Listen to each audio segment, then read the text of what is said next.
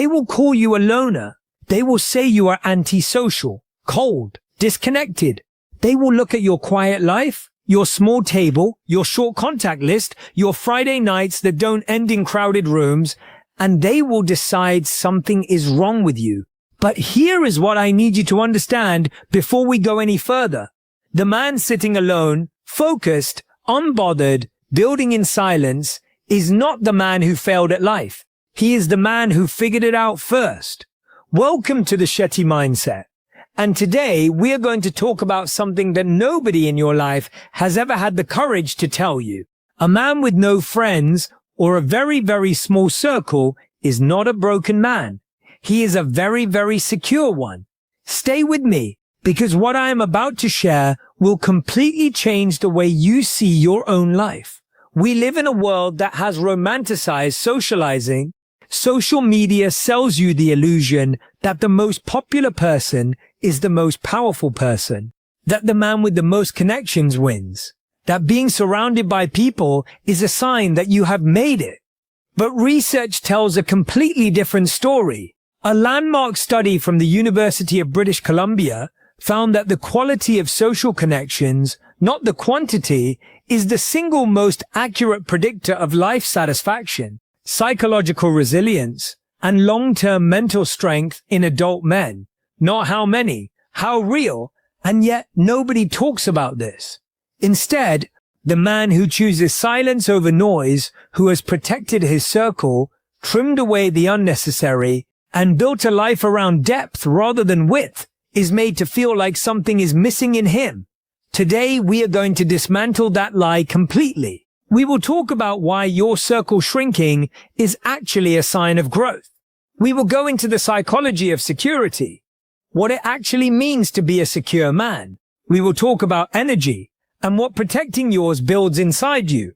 We will explore the hidden power of silence in your social life. And finally, we will talk about what your life looks like when you finally stop apologizing for the man you are becoming. Stay with me until the end, because what I share there will give you language for something you have felt your entire life but never been able to name. Let me ask you something. Think back to who you were 5 years ago. Think about the people who surrounded you then, the loud Friday nights, the group chats, the social obligations you said yes to because you didn't know how to say no. And then think about where you are now. If your circle is smaller today than it was then, I want you to hear this clearly. That is not failure. That is refinement. There is a season in every man's life when the crowd begins to thin, not because he drove people away, not because something is wrong with him, but because he is growing, and growth, real growth, is not a group activity. The psychologist Abraham Maslow, who gave us the famous hierarchy of needs, identified something in his final research that most people overlook. He found that the most self-actualized individuals, the people operating at the highest levels of human potential, consistently reported smaller, tighter, more intentional social networks. Not because they were broken, but because they had learned to protect the most sacred resource they owned, their energy and their attention. Think about a forest fire. It does not spread by being careful. It spreads because nothing stops it. Your energy is the same. When you scatter your attention across dozens of shallow connections, people who drain, distract, compete, or simply take without giving, you are a fire burning in every direction, impressive from a distance, but consuming yourself from the inside. The man with the small circle has learned to burn in one direction, focused, intentional, unstoppable. Marcus Aurelius wrote, "The first rule is to keep an untroubled spirit. The second is to look things in the face and know them for what they are."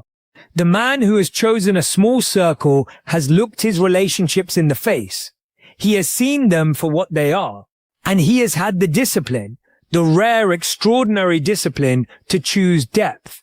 And if you have felt this, if you have watched your circle shrink and wondered if something was wrong with you, you were not wrong. You were waking up. Because here is what nobody tells you about the man whose circle shrinks. He is not becoming less. He is becoming more. More focused, more aligned, more intentional, more powerful. We have been sold the wrong definition of security. Society tells you that a secure man is the man who is always surrounded, always invited, always included, always visible in someone's story, someone's party, someone's circle. But that is not security. That is approval addiction.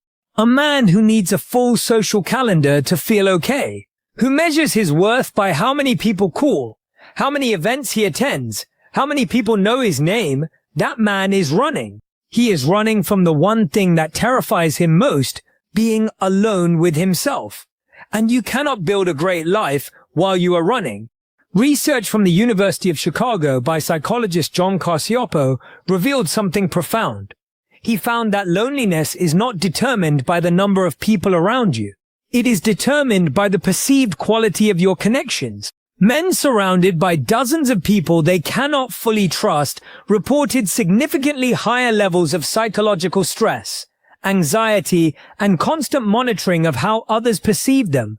In other words, surrounded but unseen, popular but not known, connected but not held. That is not security. That is performance.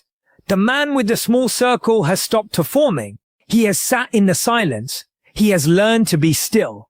And in that stillness, he has discovered something most men never find: himself. Real security, the kind that cannot be taken from you, is built from the inside out. It is knowing who you are when no one is watching. It is being able to sit in a quiet room on a Saturday night and feel complete. Not lonely, complete. The Stoics called this self-sufficiency. The ancient Greek philosophers understood that the man who depends on external validation for his peace of mind is a slave, regardless of how free he appears on the outside. The man with the small circle is not lonely. He is free. Your energy is finite.